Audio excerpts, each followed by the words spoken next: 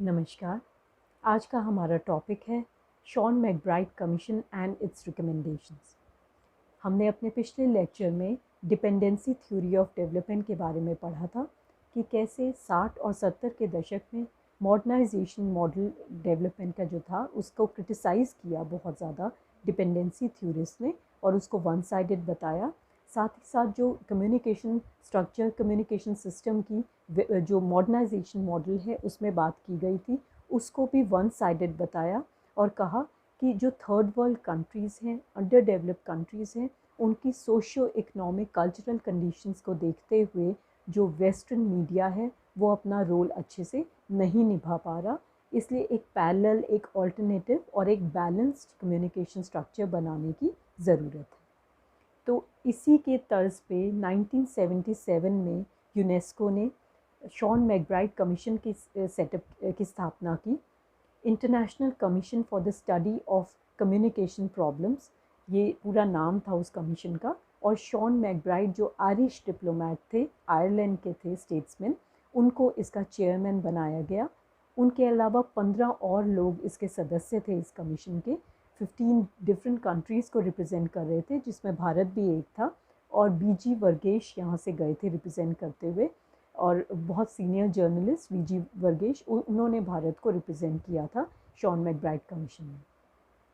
McBride commission की स्थापना करने का रीज़न ये था कि थर्ड वर्ल्ड कंट्रीज़ के और जो खासकर लैटिन अमेरिकन कंट्रीज़ के जो थ्योरिस्ट हैं, थिंकर्स थे, बुद्धिजीवी थे, उनके और वेस्टर्न कंट्रीज़ के जो उनको प्रमोट कर रहे थे वेस्टर्न पॉलिसीज़ को, उनके बीच में मीडिया के रोल को लेके, कम्युनिकेशन के रोल को लेके बहुत ज़्यादा क्लैशेस होने लग गए थे। क्योंकि थर्ड वर्ल्ड कंट्रीज़ का थिंकर्स का ये मानना था कि जो वेस्टर्न न्यूज़ एजेंसीज़ हैं, जो ट्रांसनेशनल न्यूज़ एजेंसीज़ हैं, वो केवल अपने कंट्री के कल्चर को, उनकी इकोनॉमिक और पॉलिटिकल पॉलिसीज़ को वन साइडेड तरीके से प्रमोट करती हैं थर्ड वर्ल्ड कंट्रीज़ में। और थर्ड वर्ल्ड कंट्रीज़ के जो अपना कल्चर है, ट्रेडिशंस हैं, सोशल प्रॉब्लम्स हैं, उनको स्पेस नहीं मिल पाती, उनको बहुत बाइस्ड तरीके से कवर करके दिखाया जाता है और इस तरह पेश किया जाता है जैसे थर्ड वर्ल्ड कंट्रीज़ में केवल प्रॉब्लम्स ही प्रॉब्लम्स हैं। इसीलिए वेस्टर्न मॉडल क्यों ज़रूरी है, उसको प्रमोट करता है वेस्टर्न मीडिया। इसी के चलते इस कमीशन की स्थापना की गई कि अलग अलग देश जो हैं विश्व के, वहाँ किस प्रकार की कम्युनिकेशन को लेके, संचार को लेके समस्याएं सामने आ रही हैं और क्या ऐसे उपाय होने चाहिए, क्या ऐसे समाधान होने चाहिए जिन पे काम किया जाए ताकि थर्ड वर्ल्ड कंट्रीज़ की ज़रूरतें भी पूरी हो सकें और वेस्टर्न कंट्रीज़ भी अपने कम्युनिकेशन स्ट्रक्चर में कुछ चेंजेस ला सकें। तो शॉन मैकब्राइड कमीशन इसी तर्ज पे सेटअप किया गया था, इसी कारण से सेटअप किया गया था। 1977 में इसको सेटअप किया। 1977 से 1979 तक बहुत ज़्यादा सेशंस हुए अलग अलग कंट्रीज़ में, जैसे इंडिया में, Mexico, Sweden, Yugoslavia, African countries में, लैटिन अमेरिकन कंट्रीज़ में। सो अलग अलग देशों में बहुत सेशंस हुए, बुद्धिजीवियों से बातचीत की गई, top journalist, academicians, writers, intellectuals, तो सभी से जो है उनके ओपिनियन लिए गए संचार की ज़रूरतों को लेके, प्रॉब्लम्स के बारे में। और फाइनली 1978 में अपने interim report 20th UNESCO conference में शॉन मैकब्राइड कमीशन ने पेश की और 1980 में ऑफिशियली पब्लिश किया गया था मैकब्राइड कमीशन की रिपोर्ट को, जिसका शीर्षक था मैनी वॉइसेस वन वर्ल्ड। तो ये टाइटल था मैकब्राइड कमीशन का, मैनी वॉइसेस वन वर्ल्ड। आपको जो स्टडी मटेरियल प्रोवाइड किया गया है इसमें many voices one world PDF format में भी अवेलेबल है। आप ज़रूर उसको बहुत अच्छे से डिटेल में पढ़िएगा। उसमें बहुत अच्छे तरीके से एनालिसिस किया गया है वर्ल्ड कम्युनिकेशन प्रॉब्लम्स का, क्या क्या कम्युनिकेशन प्रॉब्लम्स उस समय उठी थी और उनके क्या सॉल्यूशंस, क्या रिकमेंडेशंस दिए गए हैं, उसको अच्छे से आप पढ़िएगा। मैकब्राइड कमीशन ने new world information and communication order नविको को ऑफिशियली परिभाषित किया, यानी एक ऑफिशियल फॉर्मल डेफिनेशन दी थी नविको की, new world information and communication order की, जिसको मैं आपको पढ़ के सुनाती हूँ। Navico means a process to ensure more justice, more equity, more responsive information exchange, less dependence on communication channels, less top-down information flow, more self-reliance, cultural identity and benefits for all mankind. तो ये इस तरह से new world information and communication order को परिभाषित किया गया McBride commission के द्वारा। अब इस जो मैकब्राइड कमीशन के रिकमेंडेशंस हैं, क्योंकि उसमें वेस्टर्न मीडिया के वन साइडेड रोल के बारे में बताया गया था, तो इससे नाराज़ होके इसको एक तरह से वेस्टर्न कंट्रीज़ ने अटैक की तरह लिया freedom of speech and expression पे। तो इससे नाराज़ होके इस रिपोर्ट से यूनाइटेड स्टेट्स और ब्रिटेन ने 1984-85 में सदस्यता छोड़ दी थी यूनेस्को की कुछ सालों के लिए। बाद में फिर उन्होंने दोबारा ज्वाइन कर लिया कुछ सालों के बाद, लेकिन इतना ज़्यादा प्रोटेस्ट हुआ था वेस्टर्न कंट्रीज़ में, एक अपहेवल सा मच गया था, एक तरह से एक बहुत ज़्यादा इसको लेके टेंशन्स आ गई थी इस रिपोर्ट को लेके, मैकब्राइड कमीशन की रिपोर्ट को लेके। अब हम रिकमेंडेशंस करने जा रहे हैं कि मैकब्राइड कमीशन ने कौन सी मेन रिकमेंडेशंस दी थी। सबसे पहले मैकब्राइड कमीशन रिपोर्ट में रिकमेंड किया गया फ्री फ्लो ऑफ इंफॉर्मेशन के बारे में, यानी कम्युनिकेशन के स्ट्रक्चर ऐसा होना चाहिए जो इंश्योर करे balanced open communication, free for all, free communication, free flow of communication और राइट टू इंफॉर्मेशन पे जोर दिया गया कि हर व्यक्ति का ये राइट है, ये अधिकार है that a person can seek, receive and impart information. तो इसीलिए फ्री और बैलेंस फ्लो ऑफ इंफॉर्मेशन को रिकमेंड किया था मैकब्राइड कमीशन ने। इसके अलावा जर्नलिज्म में हायर प्रोफेशनल स्टैंडर्ड्स मेंटेन हो, अच्छे से बहुत रिस्पॉन्सिबली वो अपना काम कर सके जर्नलिस्ट, अपनी पूरी फ्रीडम के साथ, लेकिन साथ साथ सेल्फ मॉनिटरिंग पे भी जोर दिया गया। तो इसलिए प्रोफेशनल कोड ऑफ एथिक्स बनाने की को रिकमेंड किया गया कि प्रोफेशनल कोड ऑफ एथिक्स होने चाहिए जर्नलिस्ट्स के लिए, जिनको इन्हीं कोड ऑफ एथिक्स के तहत इन नैतिकता के नियमों का पालन करते हुए अपने कार्य का निर्वाह करना चाहिए। उसके अलावा जर्नलिस्ट के लिए ट्रेनिंग की बात की गई कि उनको प्रोफेशनल ट्रेनिंग और एजुकेशन देनी बहुत इम्पॉर्टेंट है। रिस्पॉन्सिबल जर्नलिज़म उनको करनी चाहिए, क्योंकि जर्नलिज़म एक बहुत इम्पॉर्टेंट कार्य क्षेत्र है।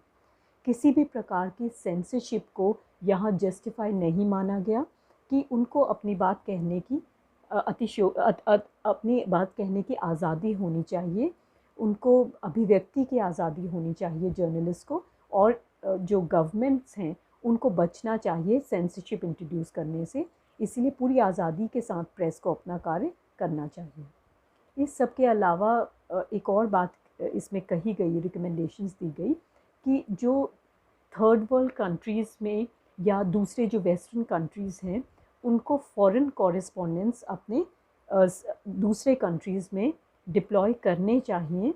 फॉरेन कॉरेस्पॉन्डेंट्स जो हैं वो कंटिन्यू करना चाहिए ये प्रथा कि फॉरेन कॉरेस्पॉन्डेंट्स को दूसरे कंट्रीज़ में आप डिप्लॉय कीजिए, लेकिन इन फॉरेन कॉरेस्पॉन्डेंट्स को ये क्लियर इंस्ट्रक्शंस मिलनी चाहिए कि वो जिस भी देश में रिपोर्टिंग कर रहे हैं उस देश के पहले सोशल, पॉलिटिकल, इकोनॉमिक स्ट्रक्चर को समझने की कोशिश करें, किस प्रकार की सोशल कल्चरल प्रॉब्लम्स वहाँ पे आती हैं, उस देश के कल्चर को समझने की कोशिश करें, वहाँ की लोकल लैंग्वेजेस, रीजनल लैंग्वेजेस की नॉलेज हासिल करें, ट्रेडिशंस और कल्चर को समझें, तभी वो अनबायस्ड तरीके से अपनी न्यूज़ कवरेज दे पाएंगे। तो ये एक बात फॉरेन कॉरेस्पॉन्डेंट्स के कॉन्टेक्स्ट में इस शॉन मैकब्राइड कमीशन की रिपोर्ट में कही गई थी।